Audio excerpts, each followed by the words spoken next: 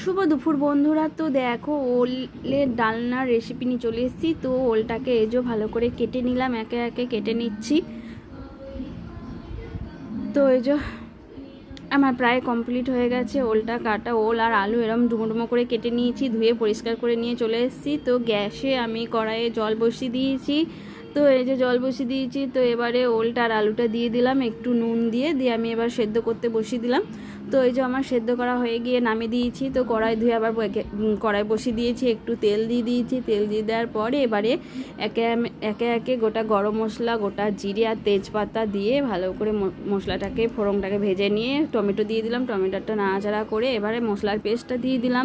তো এই পেস্টটার মধ্যে আছে আদা, কাঁচা লঙ্কার পেস্ট আর ধনে গুঁড়ো, জিরে গুঁড়ো, লঙ্কা গুঁড়ো, হলুদের গুঁড়ো আর একটু নুন দিয়ে দিয়েছি। তো আমার মশলাটাও কষানো হয়ে গিয়েছে। তো এবারে আমি এই ওলটা আর আলুর সেদ্ধটা দিয়ে দিলাম। তো মশলার সাথে ভালো করে এবারে কষিয়ে নিতে হবে।